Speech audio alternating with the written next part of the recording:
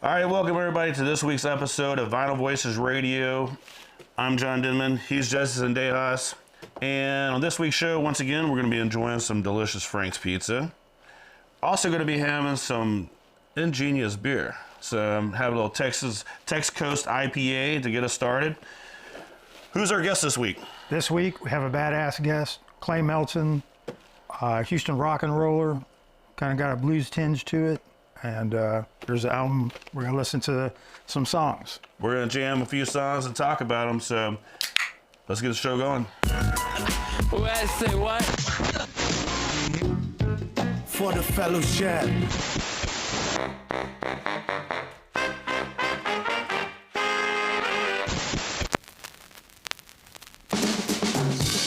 This is Vinyl Voices Radio. ESPN 97.5. Ladies and gentlemen, I'm John Denman. Justice Dejas.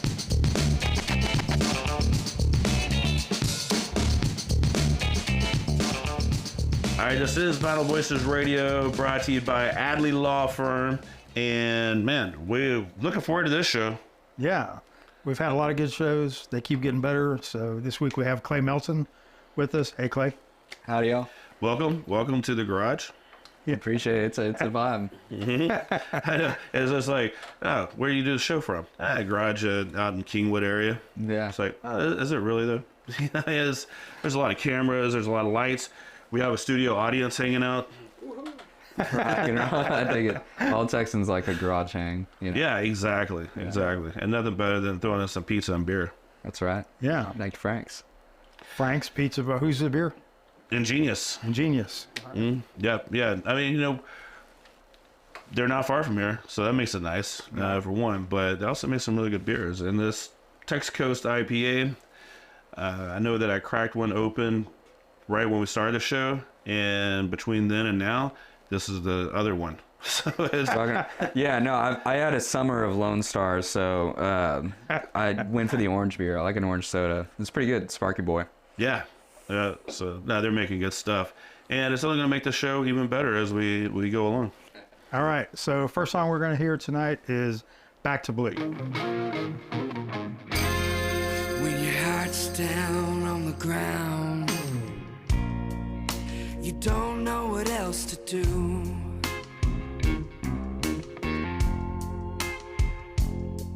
When your heart's down on the ground, your lover left you for someone new. Unwind your mind, baby, you're back to blue.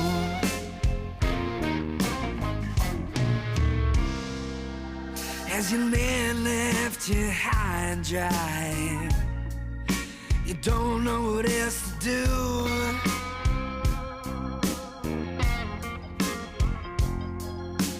Pour yourself some cheap red wine, put on some Delta blues,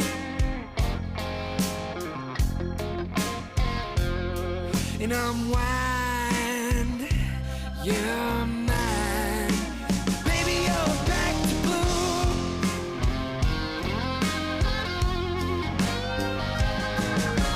Ain't no southern voodoo, no trick that you can pull.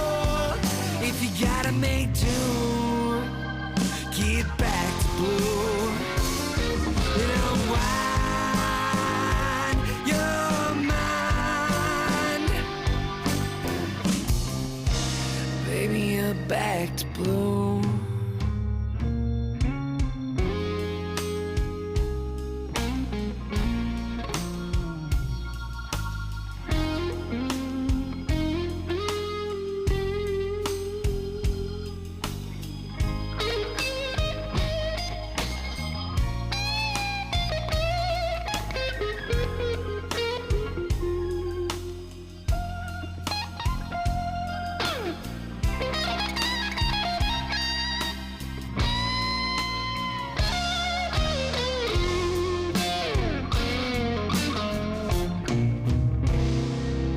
As your man left you high and dry,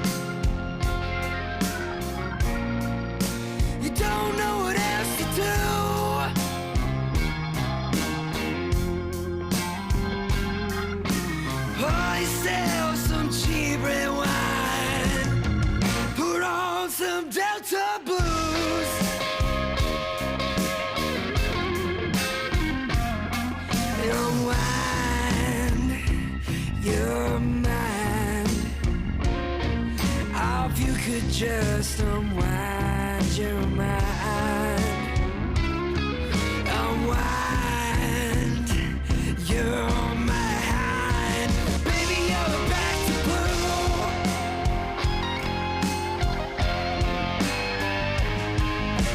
Ain't no southern voodoo, no trick that you can pull. If you gotta make do, get back to blue. Unwind your mind. Baby, you're back to blue, yeah.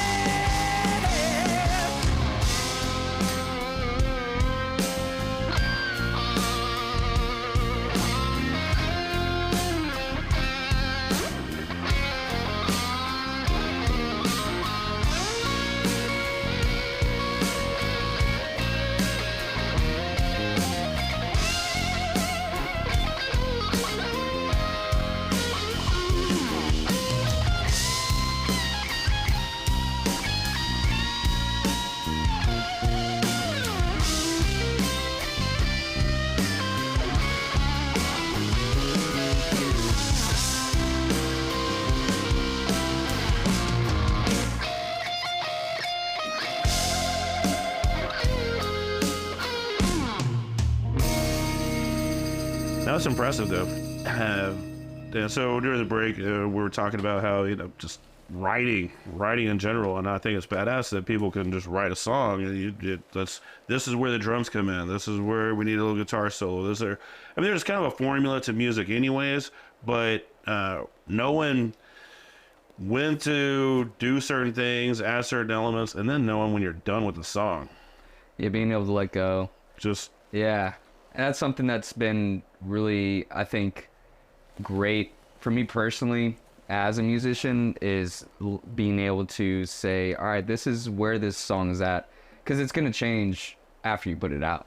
There's not a song that we've released that we continue to play that didn't end up being played differently, And it's just like, I think it's Rick Rubin talks about, songs are like a statement of a time period, And that's really what it is. We were talking about authors, and the fact that they can think about and then, create something just out of their heads and say, all right, it's ready to go. Yeah. What's the statement of the time period of Back to Blue?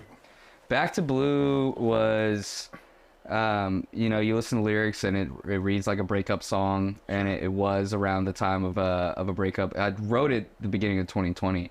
In February, right before everything shut down. Broke up with life. Yeah. No kidding. Yeah. I had to get a dog about it. But like, really what excited me about writing the song was trying to get back to my musical roots, I guess, and wanting to kind of get back to blue, get back to what I wrote when I just picked up the guitar and sat on the couch type thing, what excited me. And that's kind of like, this song informed that entire EP we put out in 21. That song really shaped itself too with the producer Danny Jones, who we recorded with out in Katy. He was one of the head engineers at C Saint Studios under Alan Toussaint in New Orleans for years in the 80s and 90s, and worked with Stevie Ray and Etta James, and a lot of names I looked up to, Sure. So working with him was one of those experiences where I had this song I cared about, but he helped me. He really encouraged to fully explore it, and kind of go full tilt with it. Yeah, it's a smooth song. Yeah. Appreciate it. Very smooth. And I was listening to it, and one of the things that popped in my head was Salma Hayek dancing around with a snake. There you go. It kind of had that vibe. If you don't know the reference, you need to look it up. Yeah, I'll take that one for sure. Yeah. Yeah, I think you've been playing guitar since you were like 11. So, right? Yeah. Grew up playing. Carlos Johnson was a band leader in Houston that really got me playing out live in Houston at a young age. Yeah. I guess I think most of the artists that we've talked with, they play an instrument, and it feels like that's what it is, an instrument. when I listen to your music, I feel like the guitar is part of the songwriting process. Like it's your co-writer almost, because y'all are attached at the hip, so to speak. 100%. Yeah. I was glad y'all said bring your guitar because I just feel comfortable with one. If your wasn't sitting here right now, Yeah. a little more Be nervous. a little lonely, yeah. Or it's like, speaking on stage with the guitar in my hand is easy enough for me, but without, it's like, it's like that Anchorman scene. Yeah, what do I do with my hands? Yeah. But with a song like that, I mean, how much of that really just starts with, okay, here's what I'm feeling and here's where I want to go with it, versus just picking up and just starting to play something out and kind of see where that leads. Yeah, that song, and honestly, that song and every song I've ever written has mostly been sitting with this guitar, actually. Guitar I've had since I was a kid. And demoing out, I really like to explore. Every song we've released, I've really recorded a pretty, extensive demo of, if not several, and tried to explore before I bring it to somebody else, to see if there's more to get out of it, Yeah. And was it really easy for you in the guitar? Because some people are just prodigy. Like, they just pick things up and they just hear it and they're like, wait a minute, I can do just this. start playing. It was just one of those things where once I started to get in the hang of it, before I could play well, I wanted to do it all the time anyways, and I was just shutting myself in my room like, a lot of musicians, and just quickly didn't want to do anything else, Grades took a back seat, everything, I just wanted to play shows, and I think the biggest part for me was getting thrust into playing live at an early age, because that taught me to love the love of performing and playing with other people, which is where you learn the most about yourself as a player, is in the live environment. You realize very quickly what people like and don't, you see when the people go get a beer, Oh, yeah. go to the bathroom, it's like, Yeah. maybe we should change We're the going to play a new song off our new album. Oh yeah, curse words. I just learned this year. Is like I'm never telling them if it's a new song that we're trying. I tell them after. Tell 'em after. Yeah, exactly. You guys like that one? They're like, yeah. Like, it's a new one. Gotcha. Yeah. No kid. Yeah. You recorded live at Do-Si-Do. Was it last year or year before last? Let's see. We did that in the beginning of 2022. Right. Yeah. And then released last summer. Mhm. Right.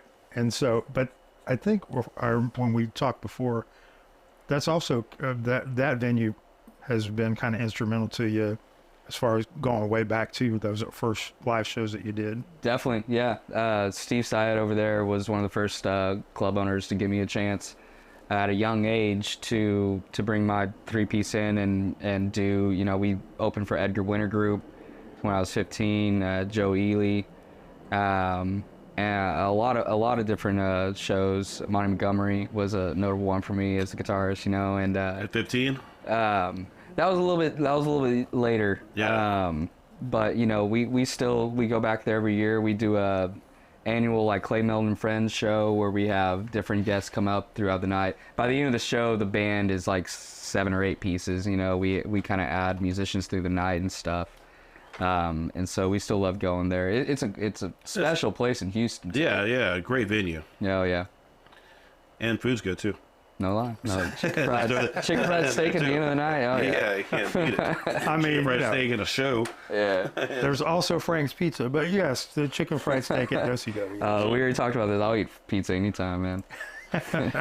Well, you eat cheese pizza, because a couple of us on the crew are not always very happy that there's no pepperoni on I it. do not discriminate. I love pizza in any form. All right. Nice. On principle, you won't eat the cheese? Oh, I'll eat it. Okay. I mean, I don't think any of us would need it. It's just more of a preference thing. It's Oh, if I'm gonna pick, let's yeah. let this cheese. Yeah. Okay. Yeah. To their point, Still gonna that be eaten. is usually the last pizza left. But Yeah. yeah, And it gets eaten. it does. The next Yep. day is leftovers. So that song, breakup song. Everything work out all right with that? Breakup. Oh no. I mean, yeah, I guess we're playing a song about it a couple years later. There were some successes. Yeah. She moved to another city. It was you know, I'd say if anything, I was glad that song happened when it did, because it thrust me into that project that we did at Across the Road Studios, and we're able to write the rest of the record, you know. You were kind of stalling for a little bit, and then also break up and a little motivation. It was just that it was the music industry shutting down. Meanwhile, we have these songs. Oh, yeah. Right. It's like, do we go and record them? Do we sit on them? But, you know, our minds was, while we're home, while we're not doing anything, let's go make a record anyways, you know. And whenever, you know, much like when everything opened up again, it's like all your favorite artists had new albums, you know, so we had something to put out and get on the road. That's Yeah. kind of why we did the live album too, is we wanted a refresher of, you know, what had happened between the pandemic really and 2022. Yeah, our next song is going to be off the live album. It's called Mess. It's like one of my favorite songs in the group. So, All right. yeah. Well, let's take a break and eat some pizza, because it doesn't really work very well on microphones. So let's eat some pizza, crack open some more beers, and this is Vinyl Voices. We'll be right back.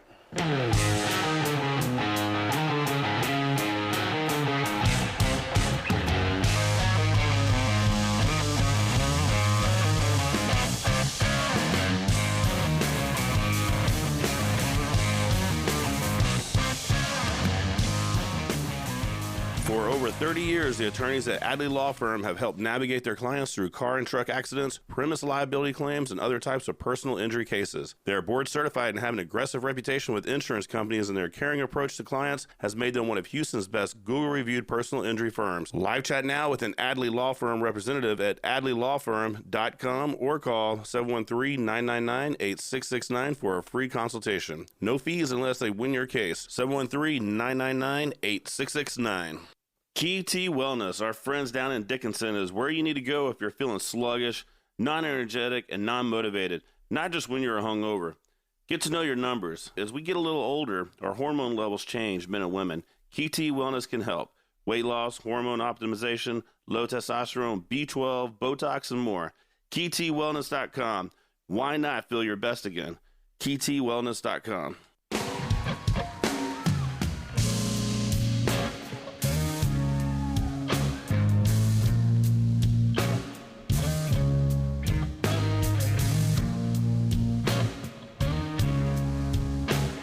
After that quick Frank's Pizza break, we're back with more Vinyl Voices Radio. All right, we're back. This is Vinyl Voices Radio here on ESPN. I'm John Denman. He's Justice Sendejas.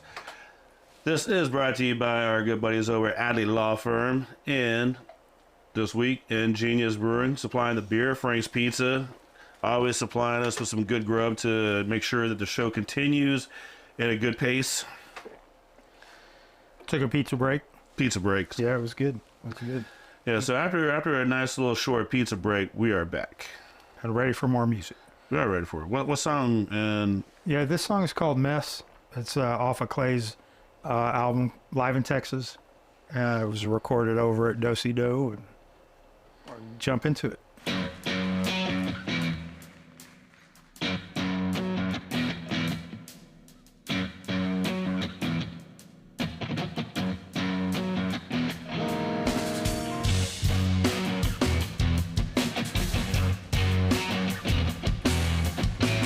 How we feeling, Do-si-do? Welcome to Clay Melton and friends. Yo, make some noise for Kyle Garrett.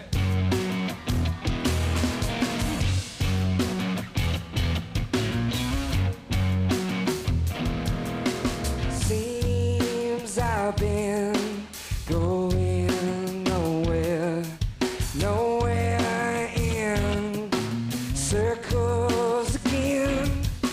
You've been going out, I've been shooting up.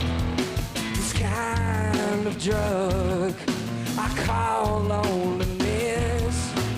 Please take it all away. Yeah!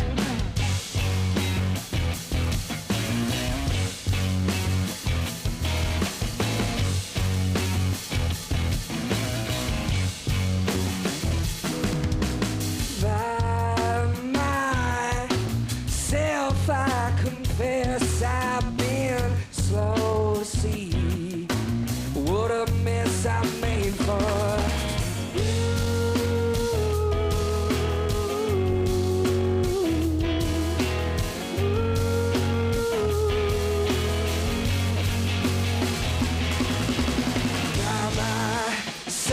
I confess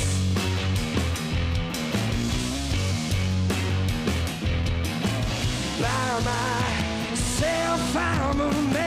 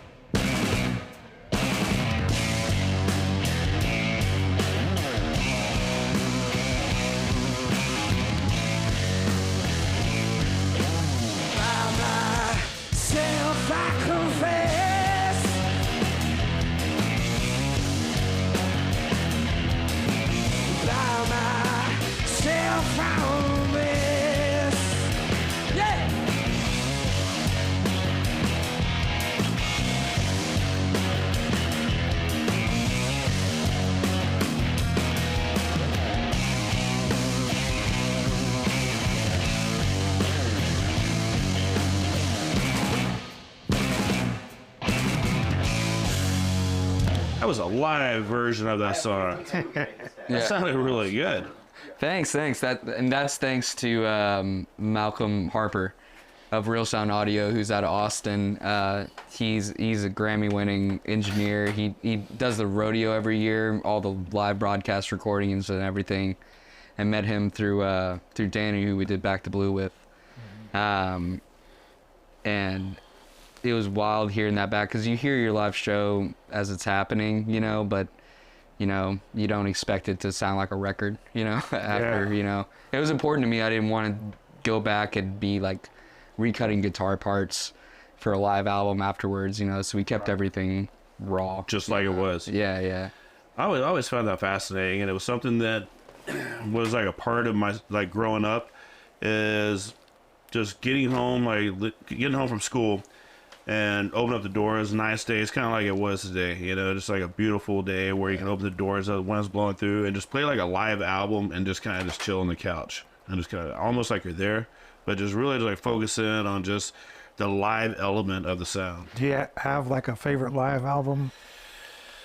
Because I think we talked about this one. Yeah. And I can't remember what I told you then. it probably has changed, maybe. Yeah. It is. I mean, I really don't. I don't really have a favorite of anything. That's I don't know. It's kind of weird, right? Because like favorite beer, your favorite really. this, your favorite that. I'm like, man, I really don't have a favorite, man. I just because I like so much. Yeah, that's a good answer.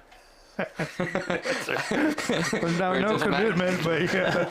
Yeah, you're right. I don't like commitments.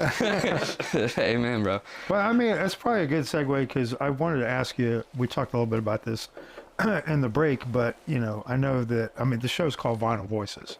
And so music has, wherever it comes from, it's got a background. And something that you do is basically listen to something new every day from a very vast vinyl collection that you have. So I wanted to ask a little bit about that, just, how you put it together. What did you listen to today? And kind of like, is there anything in that collection that's just been like super instrumental to what you do? Yeah, so what I've been doing is picking out, my grandparents left me a real pretty hefty collection of records. They didn't, directly give it to me, but it was just hidden away in their house. My grandparents were folks that kept everything. They lived in the same house from the 70s to, the 2010s. And I moved in there, and they're all in immaculate shape, but it's a lot of like music of the times from the some 30s, but 40s to like the 70s. you know? And so that's what I've been doing is like in the mornings, I'll pick one at random, you know? So it's not an album that I'd gravitate towards to or have heard before, you know, and try and get like something new in my head, you know, in the mornings. And there is a lot of like live stuff, which I love live albums. And I feel like artists are slower to do live albums today for whatever There's reason. still a whole lot more. Like everybody had live albums. Yeah. And when we did this one, we, you know, I'd put out Back to Blue in 2021. But part of the conversations during recording that EP was like, how do we sound like ourselves in a room, you know, live?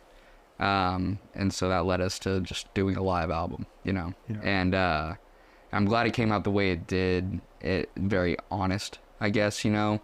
And we introduced a lot of songs that hadn't been recorded in the studio yet, which is kind of backwards now. You know, you see a lot of albums come out, and you get to appreciate the album version live, you know, but we're just excited to kind of show a new face of the band, you know, and new songs. And so like Mess, we just went ahead and cut and said, well, here it is in its rawest form. Right. If we ever record it later, then, you know, you get to appreciate the studio version, which is what we did with Runner, you know. Yeah, that's a little backwards then. So when you're creating a set list for live, where people are like, hey man, no, don't do it like that. Like, or this song needs to be in there or something like that. Like, if you're producing, like making an album out of it, then you have to have like the top notch, like what you really want people to listen to. For me, it was more about keeping it real honest and kind of putting ourselves in the hot seat of like, if we're excited enough to go cut it in the studio and spend however many dollars, you know, cutting in a professional studio, then we should be proud of it, how we do it live, right? You know, and looking back, like it's very evident. You listen to the live version of another song I brought today, Runner, the live version versus the studio version, there's obvious changes, you know, which is kind of part of the fun to me. Yeah. That's kind of what I wanted to happen. I wanted people to hear the very raw and like early stages of a song and then go on that journey with us, you know, after we played it on the road and then when it went into the studio, you know. Mm-hmm. I mean, I feel like all of us have been to a live show, even with artists that we really love, and we've probably heard a song in that set that was like, I've never heard this song, but I'm digging it. Or I've heard it before, but it sounds so much better live. And so to do it that way, I think is a cool way to do it, because you're hearing the live set or version first, and then you kind of already have the excitement of it and everything. And yeah. When you get the studio cut, it's like, which is usually kind of a little the other way around, because there's so many bands that you listen to them, you're like, oh yeah, they're good. Then you see them live, you're like, holy crap, what did I just witness? Yeah. And so flip it around. I think it kind of comes like, you know, a lot of the recordings that excited me early on was I fell in love, like most guitarists, with like bands like Zeppelin and Hendrix and artists like that. But, you know, what excited me more than their studio albums was hearing the live version of Voodoo Child somewhere or whatever, you know, and getting to appreciate those nuanced changes, you know. And it's like, I think a lot of like jam band fans can identify with that, you know, just like this 15-minute version of this 7-minute song is really cool, you know, and you should check it out, you know. Yeah, that was my String Cheese over in Austin. Yeah, a few weeks back. It was just okay, I know that song, but then watching it. You never heard it like that. Never heard it like that. Exactly. Yeah, it's like, do they make this up as they go along? You know, all right, it's your turn to play for like 12 minutes. Yeah, right. Well, I think like maybe that shows that just how appreciative like fans of those types of bands are. You know, they're really listening. Oh, you know, for sure. They don't want to just hear the recording. Yeah. I think one of the biggest ones that got me was Gogol Bordello. Yeah. Was listening to them, you're like, okay, that sounds good. It's fun music. It's exciting. You know, watch them live. It's experience. Yeah. Just like completely changed my whole thinking of what this band is. And now when I hear the song on the album, I hear the live version in my head, or I at least reenact the live. I watched them live, and so it might be the same song that I heard before that wasn't that exciting, but now it's much more exciting. 100%. We've always just been anchored in the live aspect has always been what's come most naturally, obviously, and as a musician, but just what's been the most important to us. You know, it's not to say that everything else is a means to an end of getting to the live show, but it really is about that, honestly. Is just that's the experience we want everybody to see and be a part of, you know, and the recordings we want people to be excited about by that, you know. I mean, it makes sense just because you started playing live so young, and then, I mean, every musician just wants to play, you know, like you have a guitar next to you noodling on it, you know, like that's, I mean, that's what you guys do. So Yeah, can't stop, won't stop, man. Yeah. Hey, you can always spot a drummer because they're sitting at their desk. right. Oh yeah, they don't get a fair bid in this life because they're the loudest instrument, but they just want to play too. What's the bass player doing? Bass player is like wishing. Thinking about guitar. Think about guitar. Our bass player. I'm just joking. I love bass guitar. Our bassist for a long time. So this recording actually was the first recording that our current bass player was a part of, Zach Cox. Right. And I've known him since almost as long as I've known our tour manager I was talking about earlier, Kyle. Zach I've known since middle school, and we played in some metal groups together in high school, and he joined up in 2022, and he's a guitarist first, a multi-instrumentalist. He's a fantastic piano player. But, you know, I love working with him because he does get where I'm coming from when I'm, you know, bringing a riff to the table or something, and how to, like, actually accompany as a bass player rather than just playing the guitar riff with me, you know. Right. He thinks about it musically, you know. Nice. Every instrument is important. That's what we're wrapping the segment on. even with We're equal opportunity here at Vital Voices. every instrument is important. I do like, but I mean, we kind of joked about bass guitars, but at the end of the day, man, if there wasn't a bass guitar in there, that song would not sound any way even close. Oh man, it's the foundation, dude. It would just be like somebody turn some bass up. Yeah, Oh, you miss it right away. yeah, definitely. All right, let's take another break. Get some more beers, eat some more pizza from Frank's. This is Vinyl Voices Radio. We'll be right back.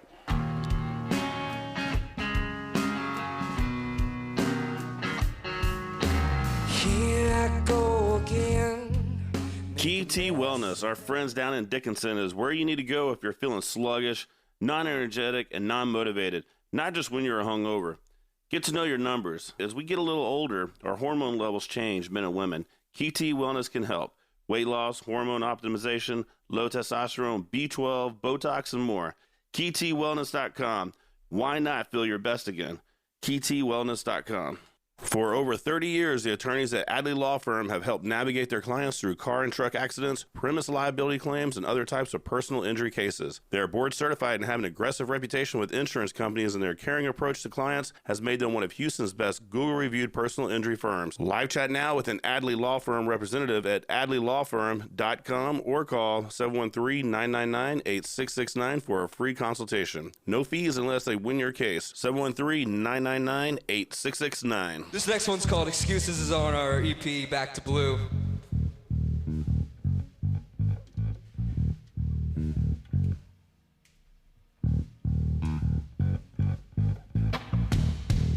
Welcome to Vinyl Voices with your hosts, John Denman and Jesse Sandejas, where the music flows as freely as the beer.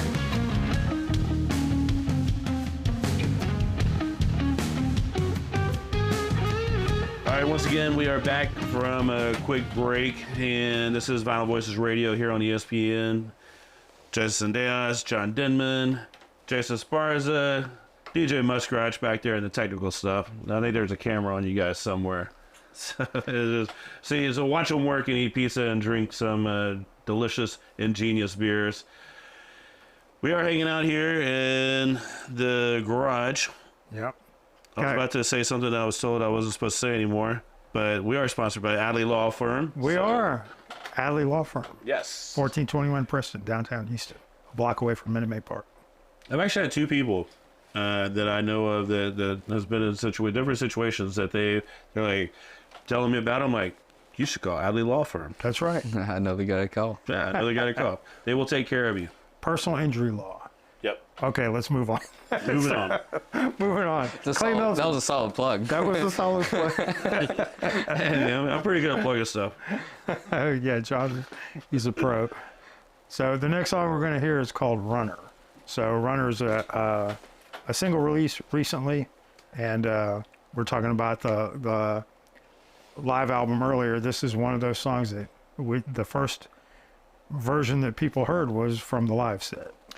Yeah, it was one of the new originals we included on our live album, and then we toured a lot that summer, and it was one of the songs that just people really went up for at shows and were asking about after, and so we kept kind of workshopping it, and eventually we're like, all right, we kind of wanted to like give it its day in court, it felt like, by doing a studio version. He was like, here's what it's imagined like now, and we recorded it in my living room in Cyprus. Did you catch that? Day in court? That's Yes. pretty good, right? Yeah, it was very good. Yeah, Just- smooth. Like, That's what Clay Melton does. Smooth. Yes.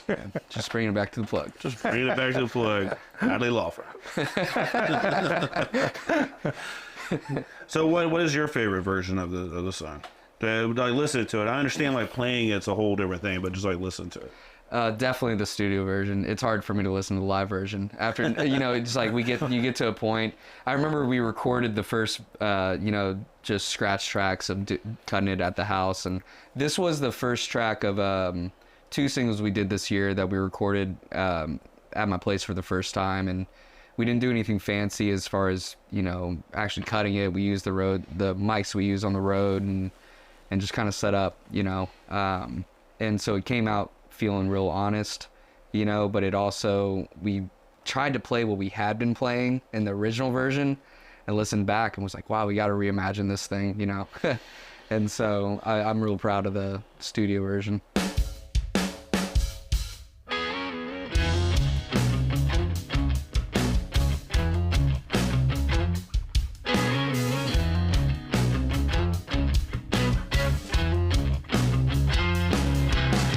Got me where you want me. Guess I'm gonna have to stay.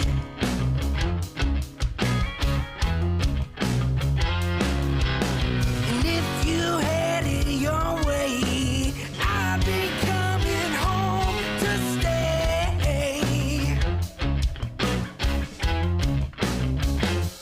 Baby, I'm a runner, looking for a place to hide. I'm not your number. Show you what I got inside. We can waste good time doing the wrong thing. I could chase your lies till that sun came. I could tell you now, but you know what I'm all about. Baby, I'm a runner.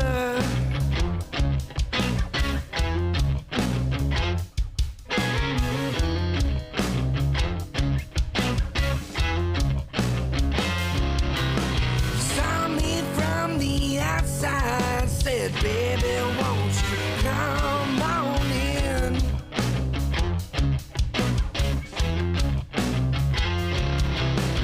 I ain't no fool, I'm a sucker for you.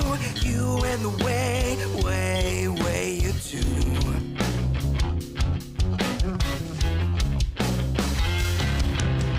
We can waste good time doing the wrong things.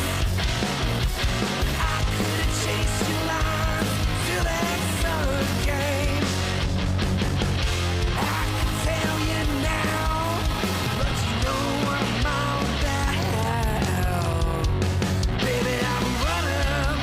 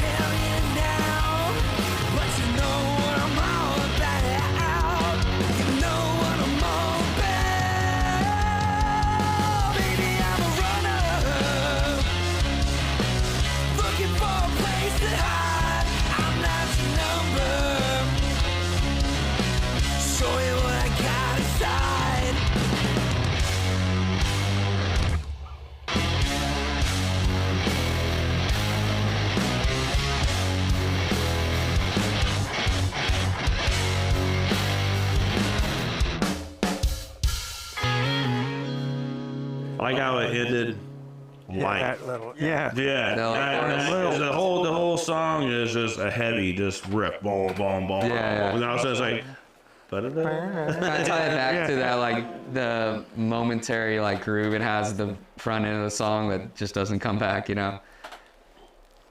so you're running, and you know where you like to hide. Yeah. Explain a little bit. Like, what are we doing in this song? Yeah, that was kind of as far as like, you know, writing the song lyrically, I was coming from a place of when you, and this goes back to just touring a lot and being on the go, and when you're just going all the time, and when you, I guess, start to engage in a way to where, you know, when you have that friend that throws fire on the fun that you're having with them, and it just seems like every time you hang out, it ends in a bonfire, you know? Wait, I don't know who's behind me right now. Yeah. I think we all have that friend, and that's kind of what like playing rock and roll on the road can feel like, I guess, you know? Yeah. Okay. Sonically, you know, I mean, I think we mentioned so far on the show that you're from Louisiana, but got here to Texas pretty young. Yes. But still, you have that tie to the state. You know, I know we've talked before, and you're like streaming New Orleans WWOZ and stuff, and so. I almost wore my OZ shirt tonight, man. That's not a bad one, right? It's a solid station. Yeah, I mean, I love radio in that format because you never know what you're gonna find yourself listening to, which is kind of like why I like doing the random record thing. Is just opening yourself up to whatever, you know. Yeah, but that one does have that kind of funky sound, you know. Oh, you're gonna get a specific sound out of it, yeah, for sure. And it is just groove, you know. It's all the swing and stuff they play, and then like what we were talking about is the meters was what was playing a lot in my house. Right. Whenever I came up with the initial riff for that song. And like I said, we kind of did with that, with what we do with all the tunes, is just kind of rock and roll and distort them, you know? Yeah. So the riff came first? It was the riff first, yeah. Yeah. Do you feel like the geography of your background comes into your music much? Because, you know, I think we see some Texas musician with the guitar, and it's rock and roll music. It's got a sort of a blues influence. Immediately we start thinking about certain artists, but you know, I feel like your background, it feels a little bit more, there's more depth to it than just, you know. But I mean, tell me a little bit about Texas, Louisiana, one foot, the other foot. It's super cliche, but like I think, you know, what you're saying, it feels more like a gumbo, you know. It's more like a bunch of everything, you know, as opposed to like, we'll play, and if you have a Strat in your hand while you're playing rock and roll in Texas, you eventually, someone says at the show, it's like, oh, Stevie Ray Vaughan, something like that, and stuff like that. But I just think that more like when people talk about whatever they're comparing you to is their way of relating to it, you know, less than it actually sounding like that most of the time. Right. You know, because everybody's their own thing if they're doing it on stage for, you know, years or whatever. And I think that the most interesting part to me is that the reason I think that I got into rock and roll was just because of the people around me and what my family listened to. And that's where most people come from, I think, you know. Yeah. Musical influences growing up in my household was a lot of the old classic country stuff, Styler Brothers, Oak Ridge Boys, you know, things like that, Alabama. And then there was the Elvis, the Marvin Gaye, the Otis Redding, Sam Cooke, you know, it was like daily things that I listened to in my house. Until I got a little older, then all of a sudden, like Billy knows, reggae became a big part of like stuff that was played in my house. Like all these different Caribbean artists was played in my house all the time, like growing up. Cool. And so, yeah, definitely that stuff plays a role in like what you want to produce, right?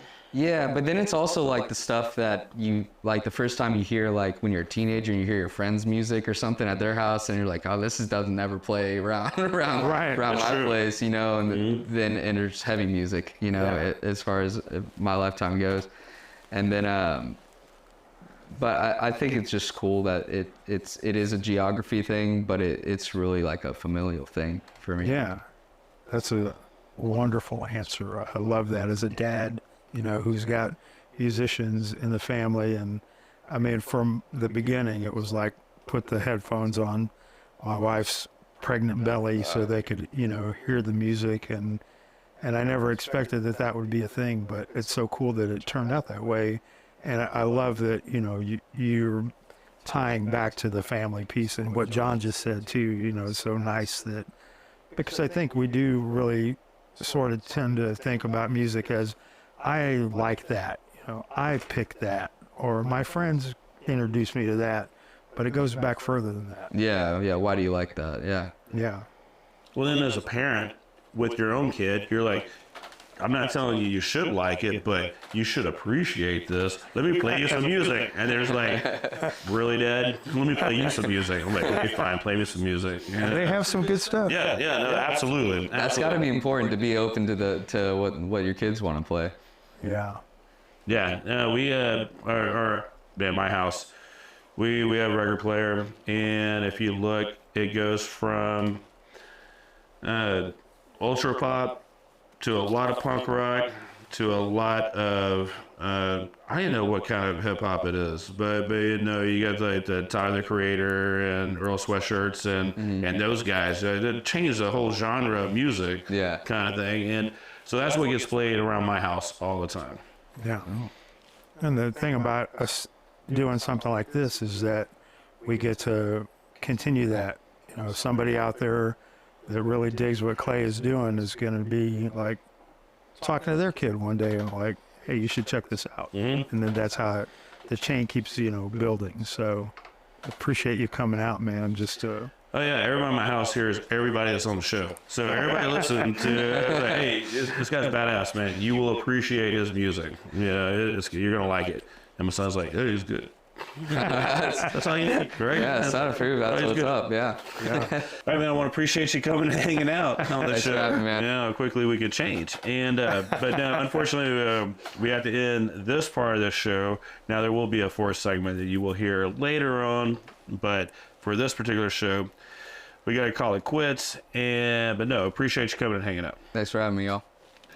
It's been a whole lot of fun. I want to thank everyone that has tuned in. I want to thank Frank's Pizza, Ingenious Brewing, and of course Added Law Firm.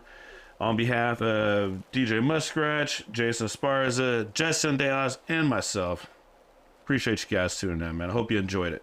Go watch a live show, go find some new music, and definitely don't just sit on, just go listen to music. You want to add that? Listen to it. There you go. Listen to it. Find a new band. All right. Y'all take care. See you next week.